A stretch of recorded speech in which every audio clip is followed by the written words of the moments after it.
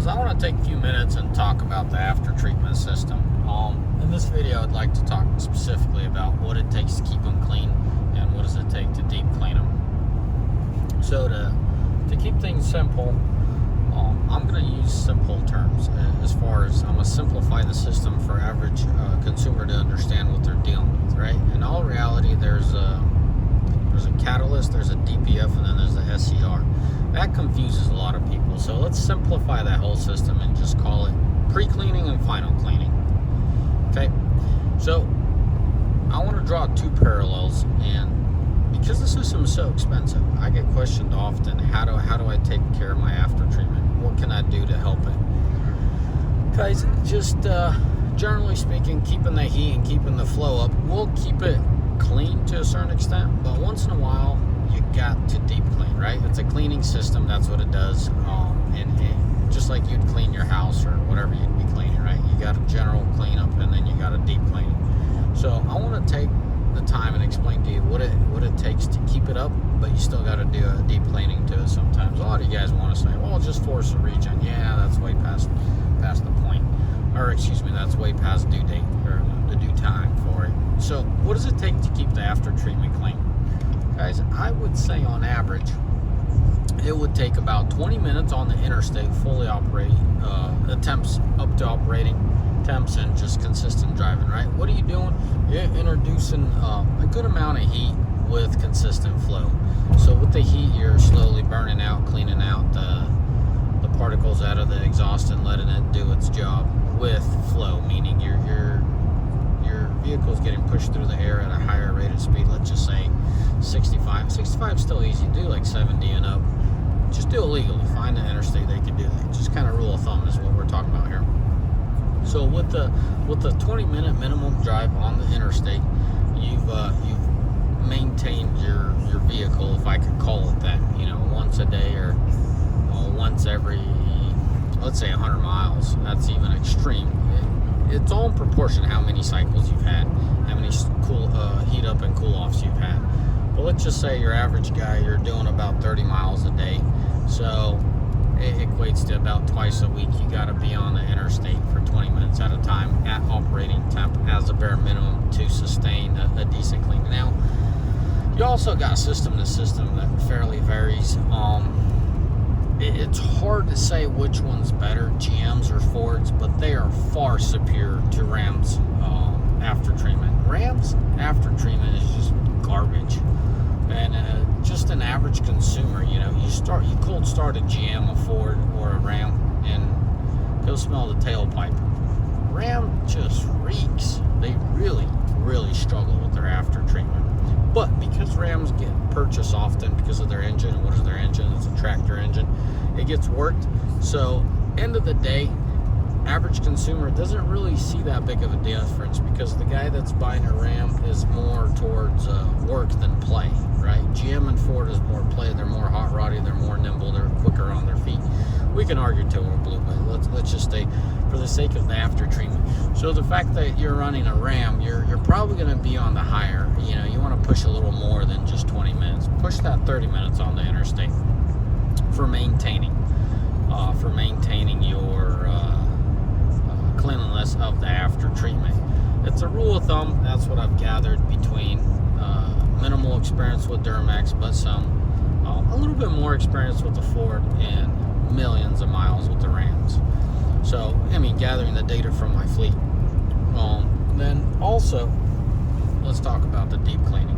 What it takes to deep clean this. And you're going to say, Paul, why do I need a deep clean it when I maintain it? Guys, that's bare necessity. Let's just say you have a system in good shape and you every 100 miles,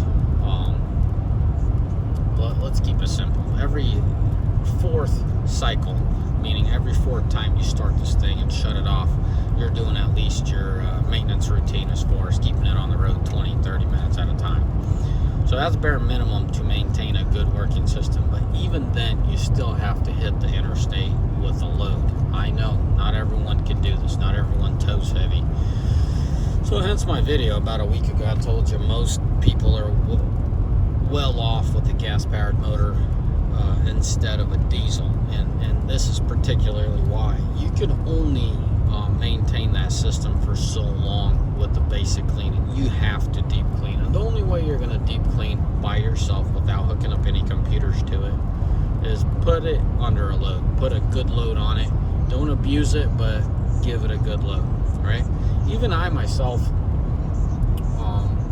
my average load behind my Ford K, I have a 24 F350 HO, and my average load, or should I say my most common weight behind that truck, is right about 12,000 pounds, right? Give or take 12,000 pounds is not enough for me, because what do? We haul a lot of steel. That's a lot of air, that's a good aerodynamics there on the interstate. Now, if I had an 8,000 pound bumper pull, that's a whole lot better, because better as far as wind drag, and it's a load on the engine. There's a much higher load on the engine with an 8,000 pound camper behind you versus a 12,000 pound trailer with, you know, some steel on it, because it's all aerodynamic. So drag, that consistency is what heats things up as well. So if you're pulling your camper, you're fine, because campers got plenty of drag, and that's enough to clean them out. You know, get the thing working, especially if you're climbing a hill there and here. What I found works best for me is getting into those higher numbers. Hauling steel is anything past 20,000 pounds behind the pickup, and you know, for a good half an hour, it usually does the trick. Under heavier load, you don't EGR. That's why your DEF is exponentially higher, the usage of DEF, right? Because the EGR is really varied on the combustion chamber temperature. So under a heavy load and performance, it keeps that EGR closed majority of the time, and it depends a lot on the after treatment. Just do some research, you'll see what I'm talking about. You know, that catalyst, you know, then the DPF, and then the DEF gets introduced, and then the SCR does this thing. Under a heavy load, high volume, meaning, you know, you're boosting, you're pushing a lot of exhaust out that pipe, and some good heat, especially if you're climbing hills, that would be considered as a general or deep cleaning. I've noticed a difference on mine, let's just say, for about 2-3, well, more like 3 weeks. If I don't tow anything heavy with my Ford for 3 weeks, you know, I'm really going to feel a difference after that heavy load. So this after treatment, if you're sensitive to your truck, it will speak to you guys. After treatment gets the short end of the stick of everything. You don't keep up with your oil changes, after treatment's at fault. Yes, your after treatment. You don't keep up with your filters, intake filter, CCV filter, guess who's penalized? The after treatment. So if you're sensitive to your equipment and you're paying attention to your regens and how quick the soot level goes up, I don't know if GM has it. I know Ram and Ford has the thing in the center stack that shows you how plugged your filter is. And you pay attention to that, you could run that system up to 200,000 with that maintenance plan, if I could call it, in mind, and you'll be just fine. I found that about 150,000, your EGR coolers kind of go south. So just plan for it and start swapping those out. But that's not, I'm specifically talking about the exhaust system that gets plugged up.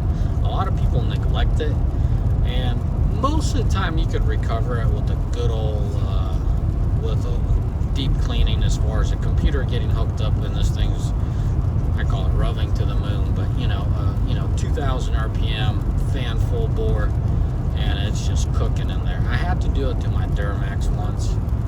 When I first bought it, I couldn't get that after treatment hooked up. One day I just pulled up to the shop, had the computer, forced the regen, and voila, we're back to good. Thing is fuel efficient and plenty of power. And it was a L5P for the curious ones. So what am I trying to tell you? What I'm trying to tell you, if you don't need a diesel, don't buy one. That's what I'm trying to tell you. But if you need a diesel, kind of keep that rule of thumb. A lot of people are like myself, they don't know when they need one. So with this newer, greater technology, that's just what comes with the package. That's what you got to do to keep it up. There's not a lot of information out there when it comes to these after treatments, and I've noticed a lot of people get misled, so they hurt their system. Just like it is when you start regenning. When you see your truck regenning here, you have information that truck's regenning, don't park it. Just keep driving it. And better yet, keep it on the interstate. But at least keep it, rolling, even if it's just in town. And also, very important, once it's done regenning, don't shut it down. Oh, like, for example, my truck's done regenning, I'm going to go park it. No, run it for at least 10, 15 minutes. Get all those metals to cool off. Get that airflow in through there to pull out all the heat. When you have a drastic change in temperature, that's when you're busting, snapping, meaning busting bolts, snapping bolts, cracking manifolds, and stuff like that. Not so much on the manifolds, but the gaskets. You're heating, extracting metals, they're moving, and your gaskets and your bolts are hurting. Don't ask how I know. But yeah, anyways, so that's the short version of it. That's the best way I could describe it to an average consumer. Your pre-filter is what really struggles if you don't have that deep cleaning. That's what I've gathered, right? If you don't put a good load on that diesel and you don't put good heat with good volume, it stays clean to a certain point, but you're losing fuel mileage, you're losing a lot of power. So yeah, we'll leave it at that. I'll make another video as far as the EGR and the EGR cooler, what all you can do and how you can do it. Doesn't really vary a whole lot besides putting it through its paces, what we just spoke about and what you're looking for there. But we'll leave it at that. When I have some time, I'll make a video about the EGR and the EGR cooler, how to maintain that. As always, guys, may the Lord bless you. May you all have a mighty fine day.